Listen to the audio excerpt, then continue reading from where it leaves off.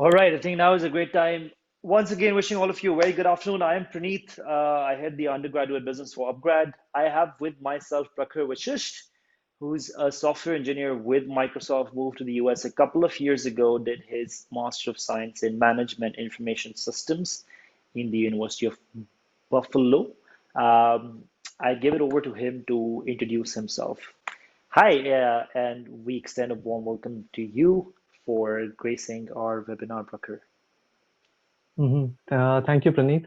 Hi, everyone. I hope you guys are enjoying your Sunday afternoon, and thanks for joining this webinar on a Sunday. I'm Prakhar. I have been in the US for close to 3.5 years now, and I'm working with Microsoft right now in a team called Azure Containers. I'm basically in the Azure org of Microsoft, and my primary tasks are basically building containers as a service. I'm not sure how many of you guys are familiar with that, but just to give a little background, you have virtual machines, and then if you dive in a little bit deeper, you have containers which you can deploy on the go. Helps customers really well. So I did my master's here in the US in 2019. It was just a one-year course, and it was a master's in management information systems. It goes by different names in different universities. I think some universities call it MEM, I believe, engineering management. Uh, Different name, but pretty similar in the structure, how the course and the curriculum is structured. So I did my master's in 2019. I started my first job in the US in 2020. That was for basically fall of 2020, I would say, July. That's when I started my job. And it was the COVID year. So we were the COVID graduates, and it was not that easy to find a job. But luckily, there were some orgs, some companies in Buffalo itself. So I was hired there. I worked there for 1 year as a software developer again. And last year in October, in fact, I'm about to complete my 1 year in Microsoft. So that is when I Now, actually moved to Seattle and started working in Microsoft.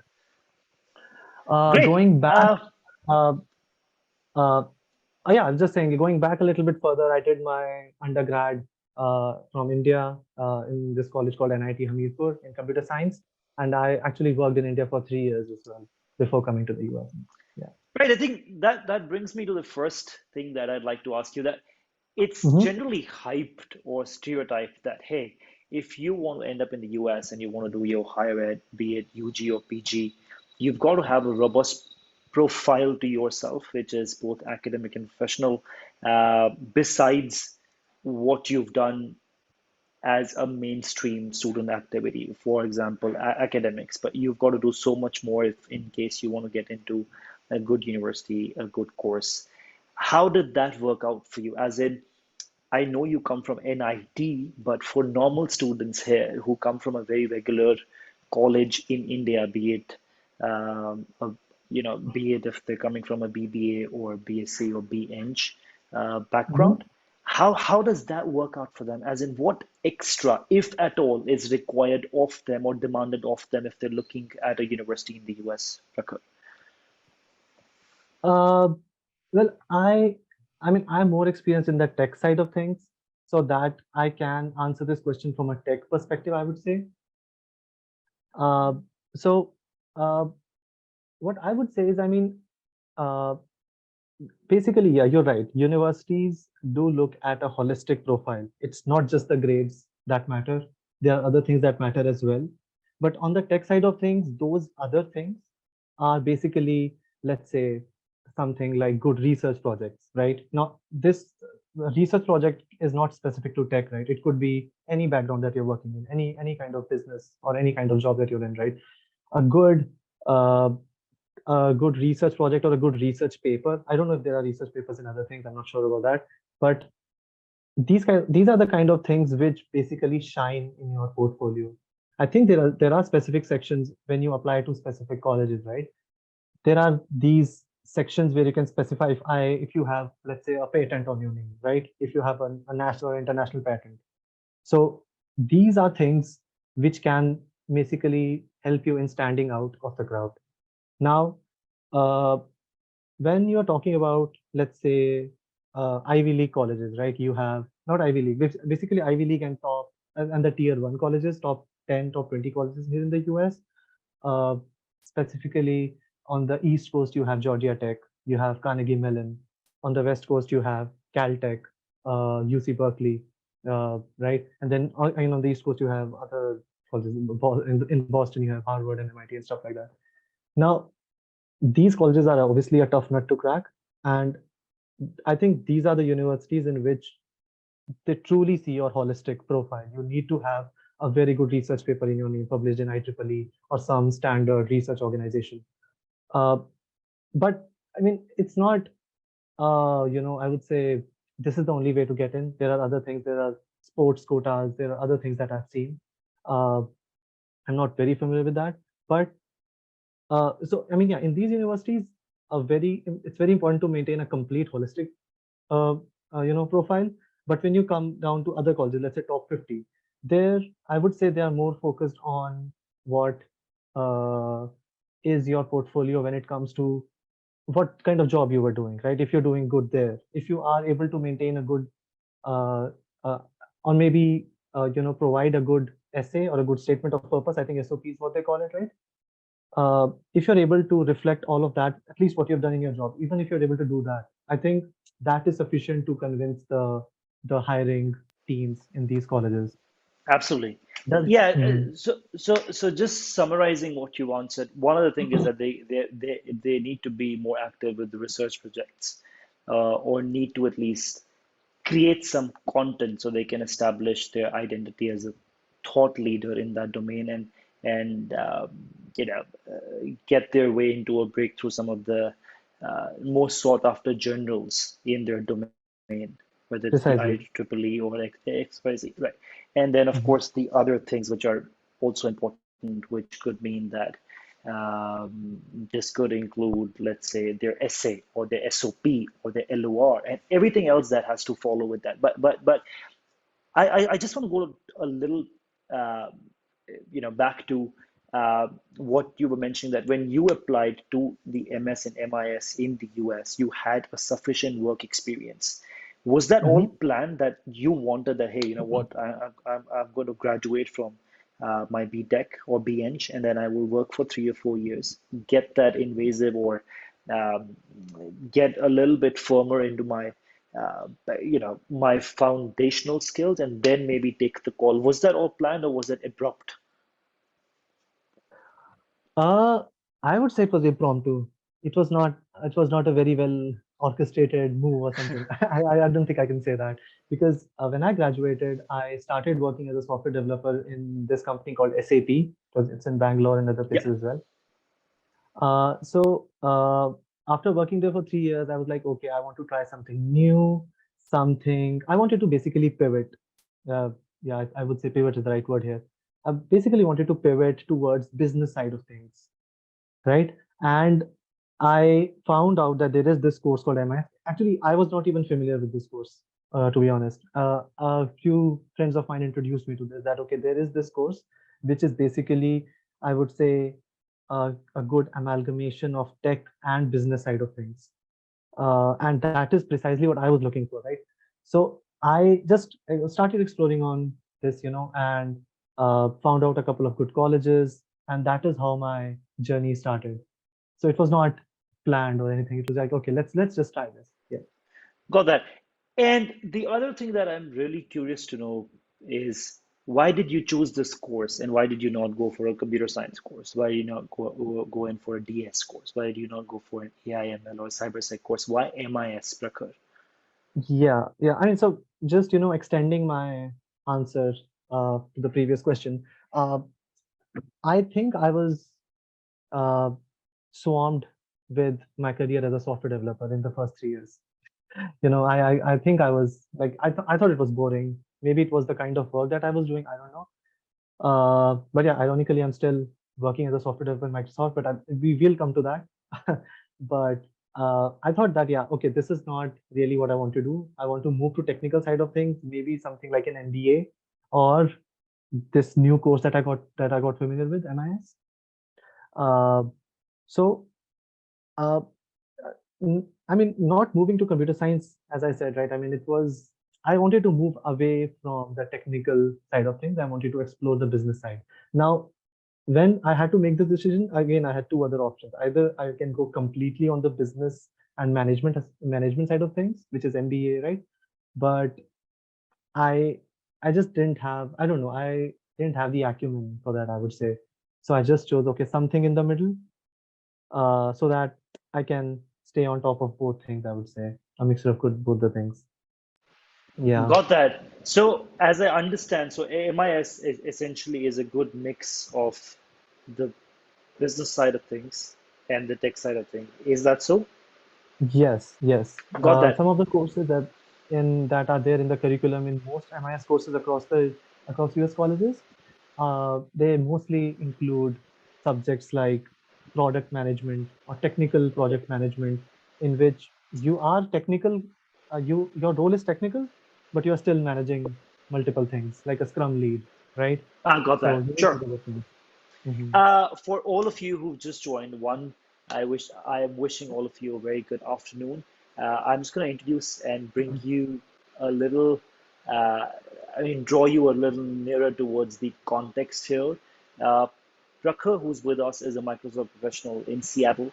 Um, in 2019, he moved to the US to pursue a Master of Science in Management Information Systems at UOP in the US. Um, and he's here sharing with us his story. And I'm just trying to explore how did his journey go like, and what are some of the essential checkpoints in their journey from choosing the course to choosing the right job. And so, what is this? So the next thing that I'm about to ask him is, um, what is the scope of MIS now that you've said that it's a good mix of business side of things, and you're pretty much looking at a Scrum lead role where you're very deeply immersed in a tech role, but you're also managing, leading, and you know the nuances of getting everybody to be accountable for each of their tasks. So it's a good management course, but also it's a good technical course in which you Of course. also brush up on your skills. So, what's the scope like? As in, after you do your MIS or after you do Hmm. an engineering management course per se, what Hmm. kind of job roles are open for you? Yeah. So yeah, and actually, thank you for bringing this up, the engineering management side of this. So as I was saying in the beginning as well, MIS is a very, it's what is known in I mean, that's what they call it at UB. That's what they call it in Sunny Buffalo. But there are very similar courses which are like structured the very same way, but they are called, with different names. MEM is one of them.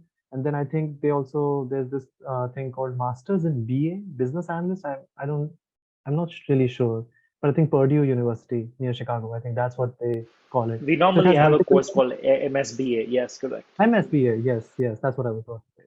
So yeah, I had a friend there, and I was just talking to him one day, and it's very similarly structured.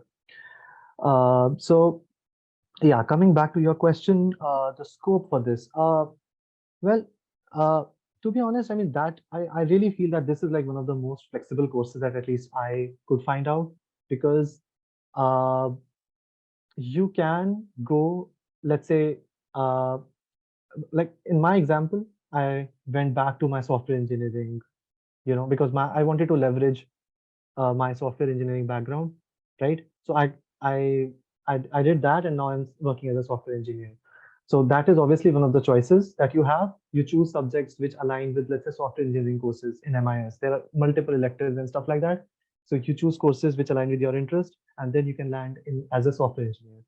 The other thing that you can do is, uh, information systems in general is very much focused on data analytics and data science streams, I would say. So I had a lot of students not just in my college, but all across. I mean, my LinkedIn profile that I've seen, at least many of the information systems or MSBA students landed in as data analysts or data scientists. As a data analyst, I'm just to give you a quick uh, context of what a data analyst is. Basically, you have some data that is presented to you, and you just have to make sense of it, right? You have to visualize it so that you take that raw data and make business sense out of it. So that's what a data analyst essentially does, right? A data scientist is a bit more technical and a bit more, I would say, mathematical course. Not course, but yeah, I mean, uh, it's a I mean, it's yeah, I would say a bit more on the technical side of things. If you're going into that, if your job is a data scientist after MIS, because you have to design models, prediction models, stuff like that, so that you can actually provide good models to generate that data. Uh, so I would say these are like the top tier jobs that I have seen. Uh, then you have IT auditing or any kind of auditing rather. Those kind of roles are like very common, in which you design policies, right? IT policies of within an organization. Uh, then you have consultants, SAP consultant, a Salesforce consultant. So you learn SAP, you know how it works, and then you implement it for a big customer, right? Uh, what else have I seen? There are roles called solutions architect, which is basically, uh, let's say an AWS solutions architect. AWS is I'm not sure if everybody's familiar with that. Amazon Web Services, their cloud offering, right? So you learn one aspect or one module or maybe multiple modules of AWS, and you get so good in it that other companies hire you to implement AWS because they are growing up or something like that. So AWS or Azure solutions architect, that's a pretty common role as well. And I have some good friends there as well. So what I'm trying to say, it's a very general, not a general, sorry, a very broad portfolio of jobs that come with this. Um, Got yeah, that. No, I think that was very expansive and does solve most of what I wanted to ask you. You have does largely discern DA, DS, PM, BA, so many different roles that are associated with this course. I just wanted everybody to know that uh, the course that he's done is called MIS, Master Science in Management Information Systems. It is also largely called as MS Business Analytics and MSBA course. But what Prakhar was also insisting or mentioning is that it has a lot of project management component to it, which is also a great course, MSPM. absolutely. upGrad, in fact, has all of those courses. Uh, at this point, I just want to introduce to, to you guys the concept behind upGrad. So what upGrad Abroad actually does is that we have one of the finest tech schools and the number one private tech school in India called Triple IT Bangalore as our partner. So in a regular MS or Master of Science course in the US, be it MIS or BA or PM or DA or DS, uh, you do the first three courses out of the 10 or 12 courses that are there in Master of Science degree. The first three courses are done in India with Triple IT Bangalore online on upGrad's platform.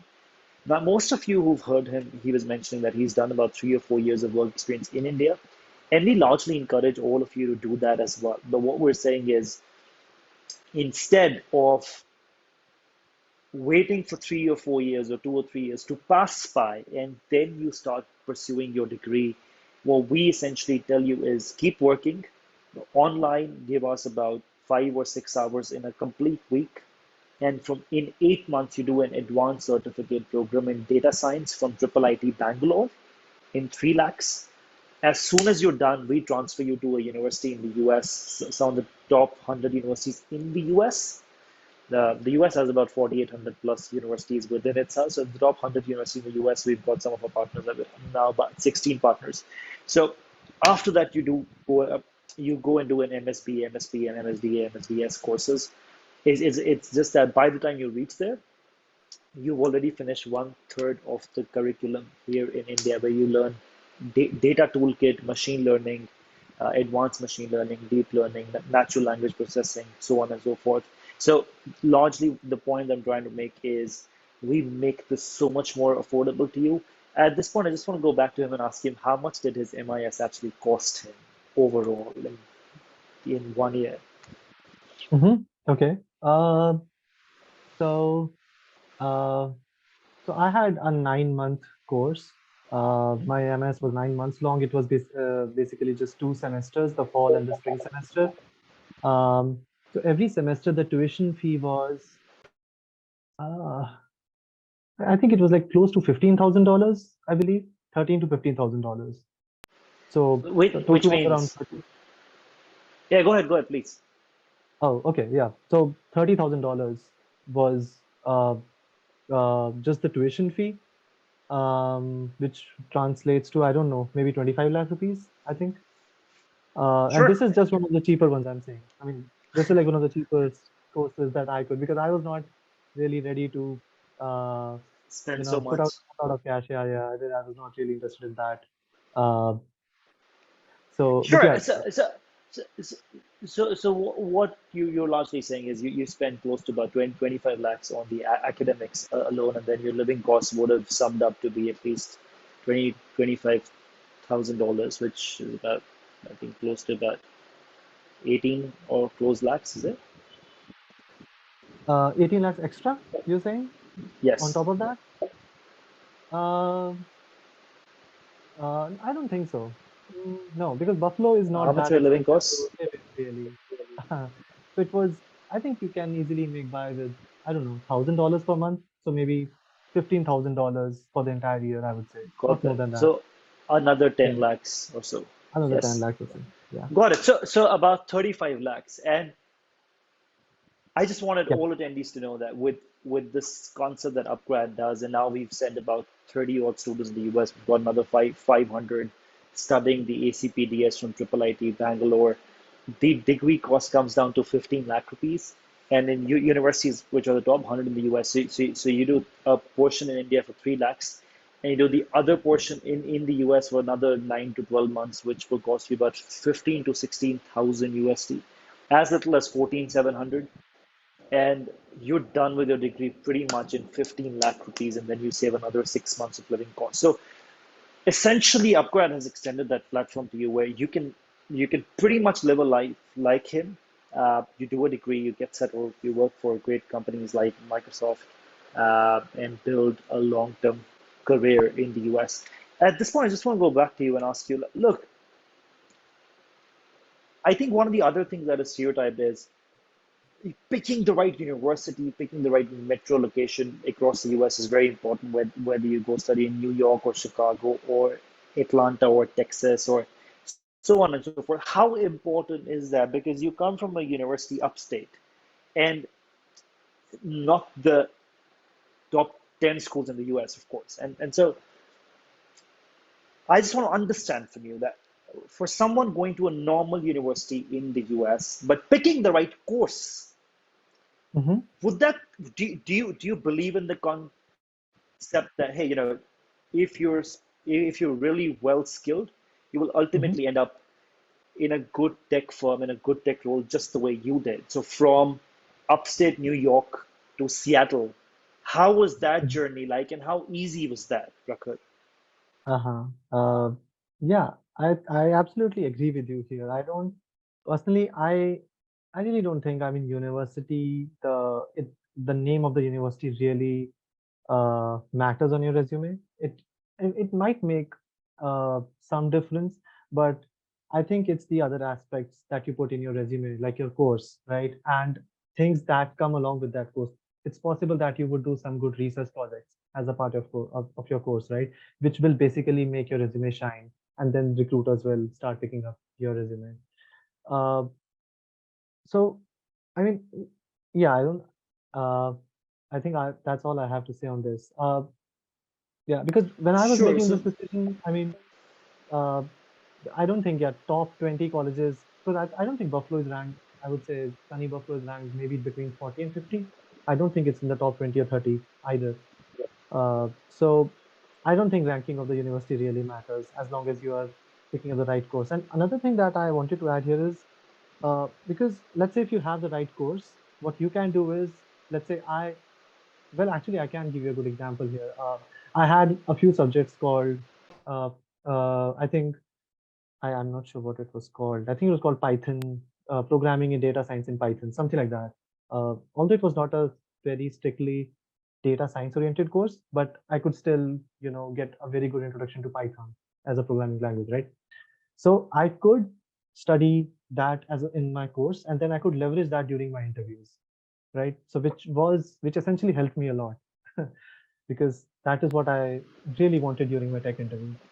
So essentially, what you're saying is, if you're picking the right course, if you've got the right skills that you're coming with, Mhm. jobs are going to be easy and seamless to get. Yes, Yes, absolutely. got that. So I also now want to understand that there's a concept that I'd like to introduce to all the attendees. So there's something called CPT and there's something called OPT. Well, CPT is your curricular practical training that you can do after completing 11 to 12 months in the US. You can go for an internship or part-time work outside or off campus. Um, OPT is the optional practical training that you have for 3 years, 1 plus 2, if you do a STEM degree, which is science, technology, engineering, mathematics, a similar degree like Prakar here. Now, I just want to understand, how did the OPT opportunities come around or come along for you in your academic journey? As in, how beneficial or how useful was the university to you to find the right OPT? And if you're currently on an OPT, yes. I am currently on OPT. I'm on STEM OPT, my final year of OPT rather. Uh, so, um, yeah, I think uh, the most important thing when you're choosing the course is, for me at least, this decision was important that the course had to be a STEM course. And First. uh, so MIS luckily was a part of the STEM courses that is published by the United States government. Uh, MIS in Buffalo, I'm not sure if they're segregated by universities or something. I'm not really sure about that. But luckily, it was a part of the STEM course. So uh, I, I mean, yeah, when you graduate, basically that's when your OPT kicks in, and you have 1 year of OPT work, and then if it's a STEM course, you get 2 more years. So uh, that's ideally how it works. Yeah. So I mean, could you find an OPT in Microsoft by yourself, or did the university also assist you in helping you get there? Uh, no, so OPT is not something that the university provides. It's a part of your visa package, I would say.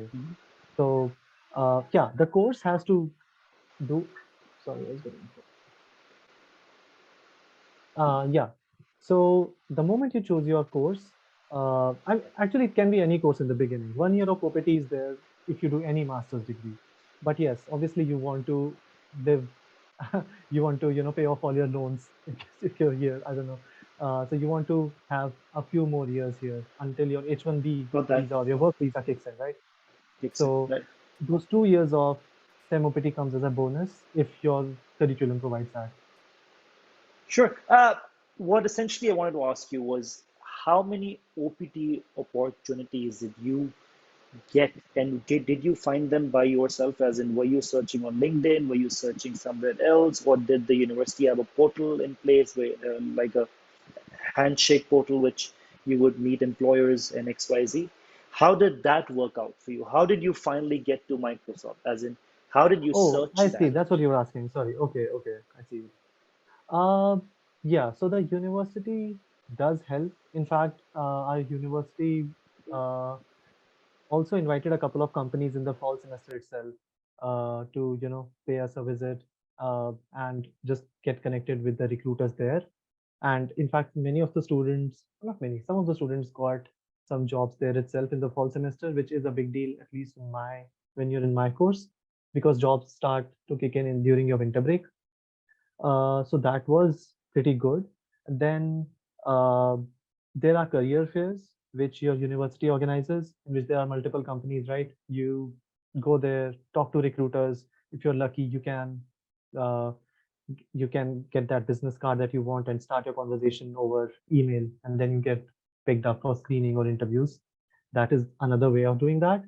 Uh, and uh, Microsoft, I would say, was mostly offline for me. It was what I searched, I think, through LinkedIn, I would say. I think I think I saw some openings on LinkedIn, and that's how I started pursuing. Got that. Great. So the other thing that I've been very inquisitive to know is, what are some of the, so essentially US is one of the finest tech job markets in the world, right? So I won't really be stupid enough to ask you, why did you choose the US? I don't think that has a point to it. But I just really want to know from you, what are some of the most coveted skill set at Microsoft, or companies to the likes of Microsoft, that what are some of the skills that they really value and that really, um, let's say, weigh up your human capital? One of which you mentioned is Python, yes, but what else do you think? is that skill set that tech firms are always looking out for and were the most sought after when you were applying for jobs, Prakhar? Mhm. I see. Yeah. So Python is just a programming language. There are 100 of programming languages really. So some of the top tier companies, Microsoft, Google, Amazon, Apple, stuff like that, right? They what's most important for them is your thinking ability in terms of algorithm design. So that is something that you can study, let's say through Lead Code or Hacker Rank, and there are like hundreds of websites for that as well these days. So uh, your ability to write algorithms, be it in any language, language is not really a bottleneck here. That is like the number one thing I would say. The second thing is basically design, system design. That's what they essentially call it in the tech, the coding world. Is, let's say they'll give you questions like, you have an hour and design me a system on how Twitter works, right? How the feed comes, how there's a person and people follow that person. There are 1,000 followers. How do I design that in technically? So algorithm design and system design, they are like the top tier things. The top two things I would say that these tech companies look for. Sure. Um, what else? I mean, then there's stuff like database design in which you are asked to write queries or security. But this is like very specific. These are for specific roles. Mhm. Okay, so that brings me. So I just want to take two steps back and want to ask you if you could sort of go back and choose a different course, would you? I don't think so. No. Got that. I So I think I'm essentially, pretty what content would? with where I am. Okay, sure. I mean, we're just thinking on the lines that there are so many new age stuff that you can do, like machine learning, DS, cybersecurity. And Mhm, so, would you rather pick those, or you still think MIS was a good fit for you, keeping in mind that you've got the PM side to it? You're mhm. managing a project, you're learning product management, but you're also doing intensive algorithmic design or programming, Yeah. and it's a good fit. Is that what you're saying? That as long as you want a blend of both, you're in a good place if you do something like MIS or BA or PM. Yes? Yeah, I think I'll still stick to my answer. I'd still stick to what I've done because I would say machine learning or cybersecurity, this is stuff that is, it's very specific, right? It's like, okay, if you're into cybersecurity, there is a very specific set of skills that you need to have. And this is something that maybe you can do when you're already working. I can jump into cybersecurity right now. I mean, I can look for teams within Microsoft and I can jump into it. I can start interview preparation with skills which are specific, which are really needed for that team, right? And then I can jump into it. That is one way Sure. of doing stuff.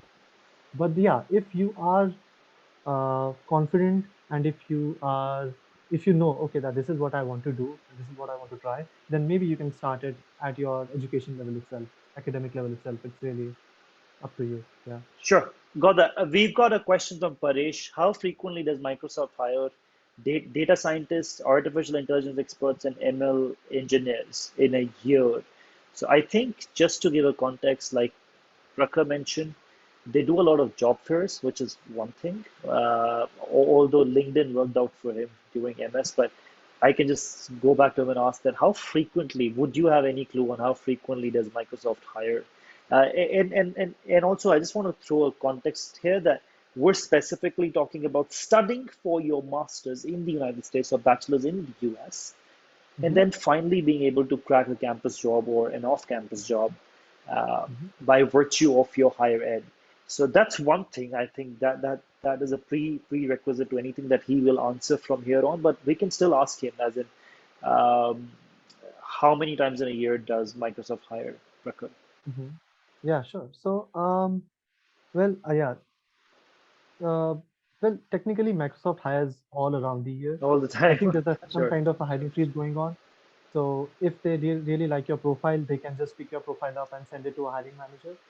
Uh, but yeah, when so your mentality when you come here and you're studying and you're in a master's course, your mentality is basically trying to crack an internship. That is one of the approaches that many people take. Like, okay, I want to first crack an internship because internships are easier to crack. And then if you're really good, they'll offer you a full time without anything. I mean, yeah. So, and doing an internship also takes some, financial load off your head because yeah, you'll be earning money, before graduating. Uh, so the internship window, I don't think it's very broad. I would say I think if you start in fall, because I've seen this people do. I didn't do that, but uh, if you start in fall, let's say August, right? Mid of August is when many of the courses start. Uh, I think they start accepting applications in October or November for interns. Sure. This is what I'm saying. This is for summer intern in the next year. So if let's say I start studying in fall Got that. 2022, then they'll start hiring in October for summer 2023. Uh, so that is one window. So it's a very short window, and they like get a lot of applications. But yeah, if you are interview prepped and you are confident, you have a good resume, I think obviously you should go for it. Um, the other thing that you should definitely target if you are a fresh grad is the fresh grad rules because that is something that they are also that window is also pretty small. So again, taking the example of let's say you start in fall 2022 and the most common courses I've seen is like 15 months. So you will be graduating in December 2023. That is spring of 2023 actually. Oh no, spring 2024, January. That is 24. when you'll be 24, right? Uh, so you should be targeting those fresh grad roles, which I think opens up. And again, uh, I think that will open up in 2023, the fall of 2023. And uh, does that make sense? Am I bringing up so many numbers, or is it? It's No, I think largely what Prakhar is mentioning is that these roles open up much in advance. And so if you're applying correct. for a role where you're going to be a fresh grad, the application window for that starts almost a year in advance. So if you're starting in September, October, November is when it's going to the window is going to start for you to apply. Mhm, But and you also insist that so just to give a context here, you can finish a master's in science degree in the US, but between 15 to 18 months, as long as you're not on a CPT. As soon as you're done with that, I think essentially the application window for that will start 6 months to 9 months in prior. Yes, or correct. Yeah. Mhm. beyond that also, right? It won't. Yeah, I mean, it will still be there, but I would say a majority of the applications start getting filled up 6 months Got prior that. to your graduation. Yeah, so if Sure. you are running a So computer science course, there will be people who would have already started applying. So you should just absolutely. be a bit. Yeah, makes sense. So Mhm, largely, if there's someone who was starting in fall and we're in October now, October, November is when it will open up now to be able uh-huh. to go. And so if, but you're saying if it's a 15-month long course that probably will get me to get finished by let's say April or latest by July Mhm. 2024, when would that window be there for the for applying Uh, to those jobs? uh, so you're saying if somebody starts in fall Hmm. 2022, right? That person, if it's a 15-month course, fall, spring, and then another fall semester, 3 semesters, right? Uh, so that person will be graduating in December 2023, right? Sure. Yes. Now, if you're graduating in December 2023, then it's good that you start in September 2023, 3 months or 4 months before your graduation. Uh, Applying. and this is for roles, applying for roles, exactly. And these roles will start in basically, and I mean, you'll start working in the January, right? January of next year, January Sure. 2024. Sure. January 2024 is when you'll start working. So it's good to apply like in September, one semester prior to that. One semester prior, One so about semester six prior months to that. prior. Yeah. Sure. Yeah. Uh, Yeah. and if they're late on that timeline, you're saying a lot of those job roles get filled up really quick. So might as well start applying prior, especially if they're doing a fresh grad job. Yes. Yes, right, right. Yeah. But I mean, these are just two things that you can take advantage of. It's not like, okay, if this is gone, if that was the only way, no. Because I just applied for a normal I think, I don't know what they call it. I think professional jobs or something. If you're not a fresh grad or something. I mean, I was a fresh grad, But since I had 3 years of experience and stuff like that, I was not really uh, aiming for that because I knew, okay, I have experience, I can crack interviews. So mm, my set, the set of jobs that I was targeting was not necessarily fresh grad. I was like, okay, let's just target any other job because those are With, with always a there. with a normal fresh grad job and a working professional, or someone who's come in with a prior experience, how much is the salary difference? So that depends on the role that you're getting. I think if you have 3 to 4 years of experience, mostly these bank companies will give you, let's say, T2 roles, right? T2 is like SDE2, software engineer 2, software engineer 3 Got roles. that. So the base salary, I don't, it would start on 160 onwards. 160K would be your base. That's the base I'm talking about. It would start on from that. If you're a fresh grad without any experience in India, without any experience in the US, of course, it would these top tier companies would start at, I would say, 120, 150, somewhere between 120 and 150. Sure. Yeah. So that is irrespective of the university they come from, because essentially it's the skill set that counts. Yes? Yes. You know what? I don't think the hiring managers at these companies, they really care about that. I mean, if you crack the interview, if you have a good resume, uh, I I don't True. think I don't think they care about that. Yeah. Sure, Prakhar. I think we're almost done. I just want to take up a few courses more. How to get into a good university for masters? What makes your application stand up besides GRE score? So, Arya, I think one of the things that upGrad has been able to reach a breakthrough with is GRE is no longer required as long as you're doing a triple IT certificate. It's called the Advanced Certificate Program in Data Science with about 3 GPA on 4. You're pretty much able to crack your way into some of these top 100 schools in the US. But what that also essentially means is there's no GRE required. There's no none other entrance criteria required. You're 100% going in, um, and 3 out of your 10 courses in your master's degree are already waived off. So that's pretty much it. But what Prakhar was also mentioning is he had sufficient work experience, but for him, it wasn't a very well orchestrated call that he took. It was more impromptu, where he just was exploring, ultimately came up or stumbled upon a good course, and it costed him about close to 35 lakhs, uh, with living and academics together. And now, if I'm looking at his role, he's probably making about 160 K a year, which is, of course, I think about at least at least 5 times the amount of money that he's invested in academics in one year.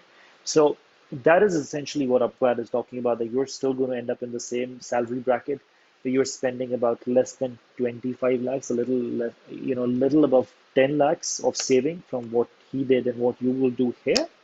And so the return on investment is as much, and the criteria is also eased up, so to make sure that studying in the US is more equitable and more accessible for you guys. Um, we've got a few more questions. Let me take some of them, Prakhar. Mhm. I don't have mathematics in 12th. Can I apply for a data scientist role? I just also wanted to bring this up for you guys while I will go to him to ask what are some of the foundational skills that they look out for in your bachelor's. I think one of the things that, and I'm not trying to hard sell upGrad here. I'm just trying to say that there's so much of equity coming into educational practices, is that when you start in India, you can be of any background and still take up a business analytics course or a project management course. You do not need to be from a tech background all the time. You can pretty much do it as long as you're doing an ACP in data science from Triple IT Bangalore. So that covers up a lot of the skill gap that you may have between the kind of student they expect and the kind of background you're coming from. So now, if you're a BBA, BCom student, pretty much you can go for an MSPM or MSDA or MS Business Analytics course also. Um, but I would still go back to Prakhar and ask him that, because I'm sure you explored more than one university when you had to choose the right course. What were some of the essential criteria that you saw was mutually there in almost every university, every course regarding someone who was trying to enter into the MIS course, Prakhar? Um, Well, as I said, I mean, they really look at your entire profile, a holistic look, right? Is what they usually look into. So some of the common things, I mean, yeah, your test scores are important. A couple of good recommendation from your boss or from your teachers is very common these days. They usually ask for that. I'm not sure what the trend is these days because they have waived off a lot of things. Many universities, I'm not really sure about that now. So I think these are the only two things. And to answer your question specifically on the mathematics course, right? So I think these things fall into a category of prerequisites. So what you will see is, let's say when you're applying to a university, you will usually upload your transcripts, right? Your undergrad transcripts, let's say. And that is where they'll see, okay, what courses have you taken? So if you haven't done a maths course, I don't think I am not really sure if, I mean, it depends on the university really. If that is important for them, then what the worst thing that can happen is, okay, they'll ask you to take a maths course while doing your master's because that's a prerequisite, right? So that is a possibility, but it might get waived off. You don't know. So that completely depends on Sure, the Prakhar. university. Thank you. We've got a good question here, Prakhar, and probably one of the last ones that I'll take with you. How do you Mhm. define the difference between, or how do you rate in terms of opportunities when it comes to a MS data science course or an MS computer science course?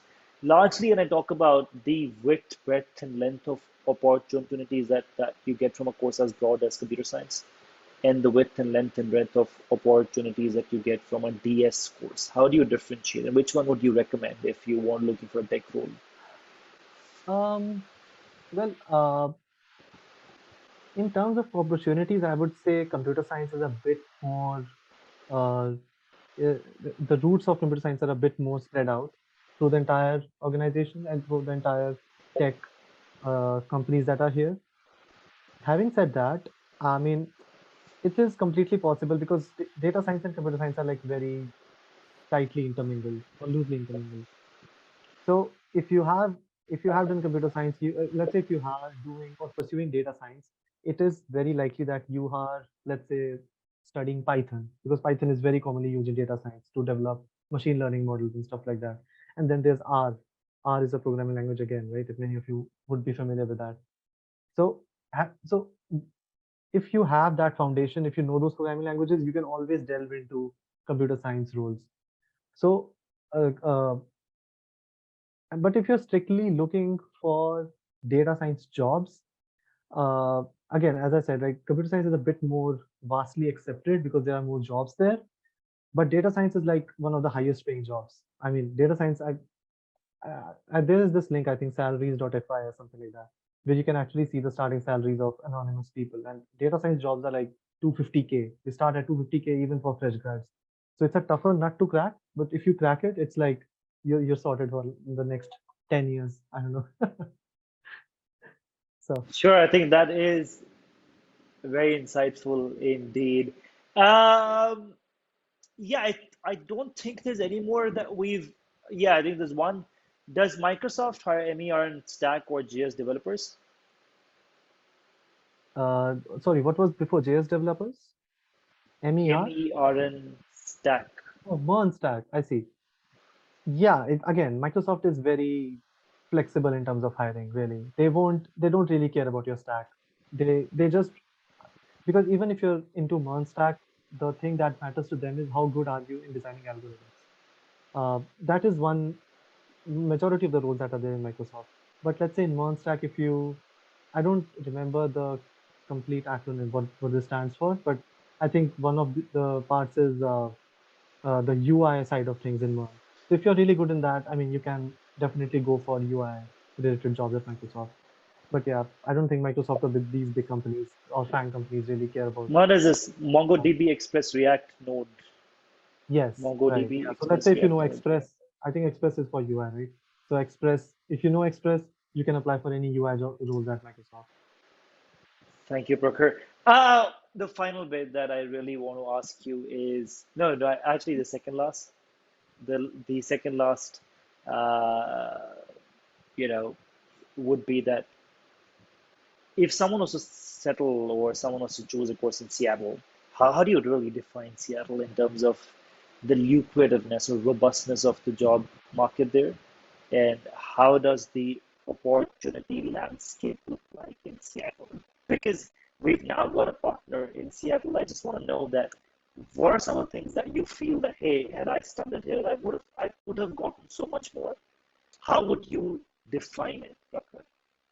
The city Oh, and everything associated with uh-huh. Seattle, I would say, is definitely a budding tech market. I mean, you have Amazon and Microsoft here. Amazon's headquarters is here. Microsoft's headquarters is here. So these two companies alone, like they have a huge market share, I would say, in the entire uh, tech universe, right? Their cloud offerings or stuff like that. And so there's a lot of that in Seattle. And I mean, I think I would compare it with Bay Area, to be honest. I mean, because Bay Area is what was, I mean, Google, Facebook, Apple is in Bay Area. So just like that, I mean, we have these two big players here. So I would say it's almost as good as Bay Area now because there are, I would say, an ocean of possibilities that you can opportunities. crack. Oh, definitely. Yeah. Well, I think one of the things that I want all the attendees to know is when Prakhar mentioned Bay Area, he's largely mentioning Seattle is next to Silicon Valley for that fact that you've got so many tech giants present there. And I Hmm. also would like all of you to know that Seattle is now home to a new campus of Google and Meta both, which are giving abundant jobs at this point. Hmm. We've got a partner in Seattle.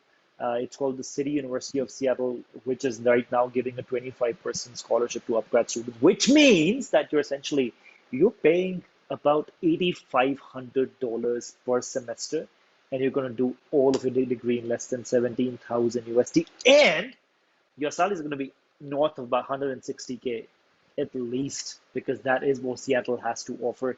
We've now got about 17 different universities, two of which are in the state of Washington. Um, it's called the Central Washington University and the City University of Seattle. I just want to go back to Prakhar and ask him that because Washington is adjacent and right next to British Columbia in Canada. How does that dynamic work out? As in, what do you think, uh, and if at all, there's any possibility enhancement or job opportunity enhancement because of the proximity of the two uh, states? Hmm. Um, I I'm not really familiar with that, but what I know, yes, proximity definitely has a role to play here because Vancouver is really like a 3 hour drive from where I stay in Seattle here. So I do see that it's very much possible that they could have, because Canada is hiring, I mean, Canada isn't taking people like anything more than ever, right? So I definitely see that Sure. happening in the future. And many of these companies actually, because Amazon and Microsoft have their campus in Vancouver as well. And Wow. uh, Okay. even if you stumble upon any visa issues in the US, they temporarily relocate you to to Vancouver, for instance, or Toronto, I think, for instance, Sure. and then they bring you back on permanent visas. That's what I've heard. Not sure. Got Not that. sure on that. The final and the last question of the day, Prakhar, is I'm just going to give you a good. Oh, 1 second. They've got a question. Will you share recording? Yes. Sir, can we say ML and AI uses 100% of data science, but data scientists do not use 100% of AI? Um, I can go back to Prakhar with this, but largely these are subsets of TS mostly, but I just want to go back to him and ask that. So I'd rephrase what he's asked you, Prakhar, is can we say machine learning and artificial intelligence use 100% of data science, but a data scientist does not use 100% of AI? Would you Oh, want to take okay. this? Uh, I mean, yeah, I can try to maybe answer it. So yeah, so these are very interrelated terms, to be honest, right? A data scientist is somebody who's developing machine learning models. So yeah, if you are into machine learning, you can. I mean, because I've studied machine learning, right? But I'm a software engineer, and I've just done boilerplate stuff in that. I haven't really the fact that you do know machine learning doesn't mean that you have to go into a data science role. But yes, a data scientist would, I would say, be very well equipped with that specific skill set of machine learning. I don't know if that. I mean, I hope this answers the question. So you're saying a DS would know almost everything about machine learning, but a machine learning expert may not need not always go to for DS intensive role. Is that what you're saying? Yes? Roughly, I would say, yeah. Yes? Or would you want to Roughly. tweak my answer? Uh, no, I don't think there's a very hard line here, really. I mean, Hardliner. Got that. Got very, that. yeah. Would it be late to consider MS at 32? Well, actually, not at all. I No, not think, at all. but sure, please. Oh, yeah, not at all. I mean, I had students in my class. I think the guy had two kids. He was married, obviously, two kids. And he was 35, I think, I believe. And they, I mean, I mean, yeah, masters is like uh, you'll see all kind of demographics, all kind of college profiles there. So age, as I don't think it has anything to do with it. Thanks, Prakhar. Uh, Now, actually, coming back to the final bit of this, now that we're bang on time, I don't want to keep you up for too long. Um, if I had to tell you that you could do a triple IT Bangalore diploma or the advanced certificate course in DS, and you will learn data toolkit where you learn Python and R, both of these, and you go to machine learning one, and then you do linear regression, logistical regression, deep learning, natural language processing. Then you do advanced machine learning, time series forecasting, all of this. And if you were to enter the US knowing SQL, NoSQL, R, Python, machine learning in depth, where machine learning one, two, advanced machine learning, all of that, how much difference do you think you would have had in achieving the necessary outcomes and getting to the kind of job that you always wanted to have? Do you think that entering into the US university with all of these cemented skills in place Mhm. with yourself, with a capstone in India, for anyone going through upgrad, that is how life would look like, and then they're Mhm. doing the rest of what is left in the course there.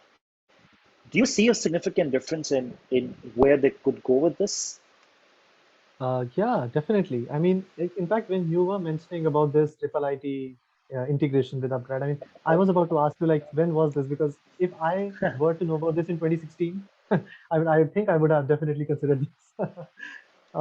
But yeah, I mean, this definitely makes sense because uh, let's say if you are equipped with this skill set here in India itself, when you are doing your triple IT part of things, right, that course. Uh, you basically are very well prepared when you come to the US. I mean, you can just start looking for jobs. You can, even if you want to do anything like PhD or something, I think you're very well equipped already, you know, to handle those bulk load of applications or interviews or stuff like that. That definitely would make you much more confident when you are already here, which is a very big difference as compared to okay, somebody coming here and then starting these things, I would say.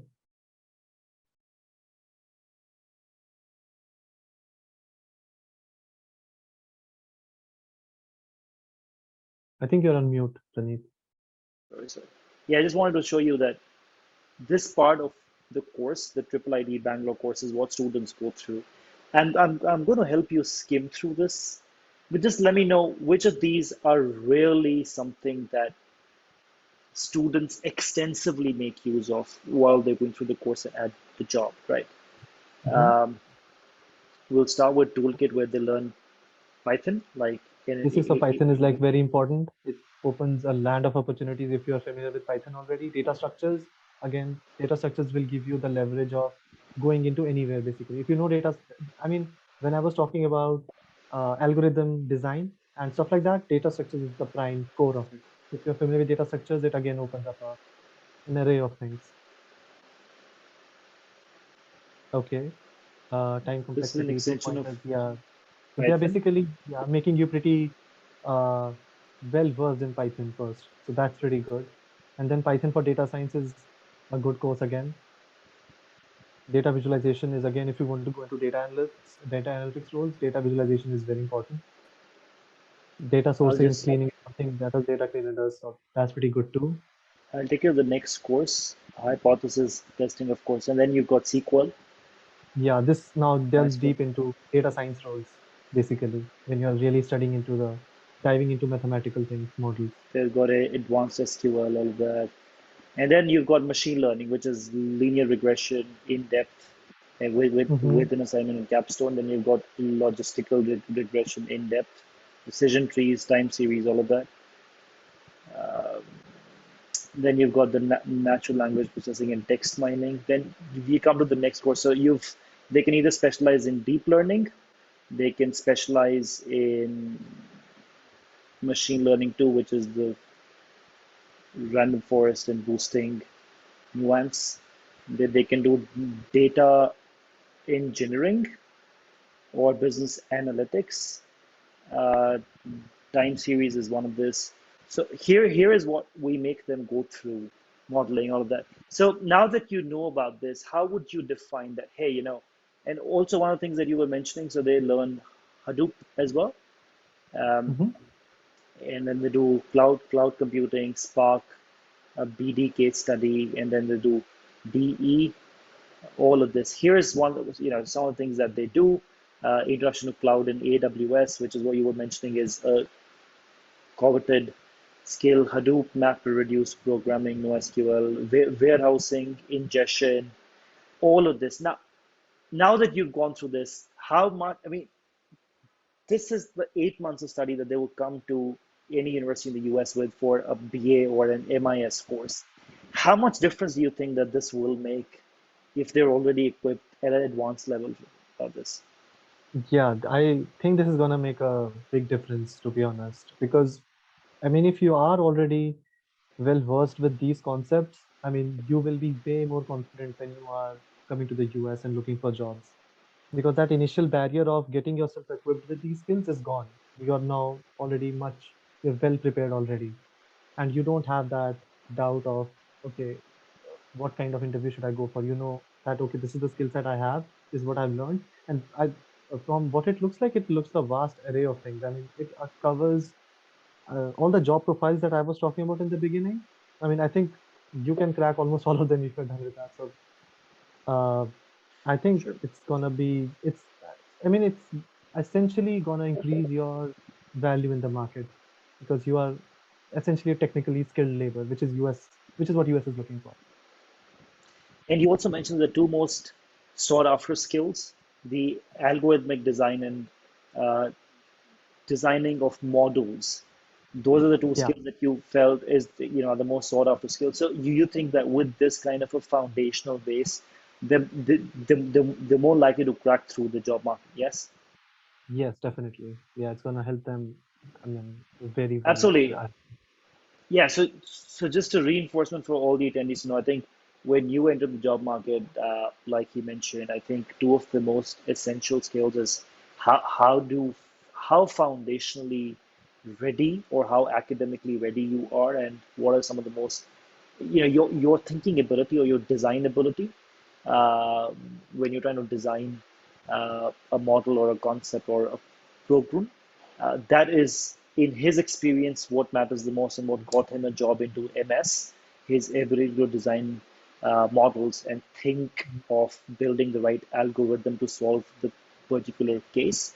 Uh, we thank you very much for your time. I just wanted you to give the last or a valedictory message to all our attendees here, Prakhar. Yeah. Yeah. I mean, again, thanks everybody for joining. We're there on a Sunday afternoon, and uh, I just hope that whatever you guys achieve of or dream of. I mean, this upgrad course looks really well, so I mean, definitely give that a thought, and uh, just make your dreams come true. Thank you so much. I wish all of you a great Sunday. I'm just going to put down my email address. Also, one of my colleagues, Arushi, has put down um, a good long message on the different kind of courses that upgrad gives you. Remember that we're not just making education in the US more equitable, but we're making it so much more affordable, like cutting down the expenses by almost a half, by almost 45%. And you can definitely explore all our courses on our website, upgradedwall.com. I put down my email address in case you want to reach out to me. I wish you guys a great Sunday. And thank you so much for joining us all the way from Seattle, Prakhar. Thank you so much. It's been Thank an you so absolute much. pleasure hosting you. Thank you, everybody. Goodbye. Bye, guys. Have a good day. Bye bye.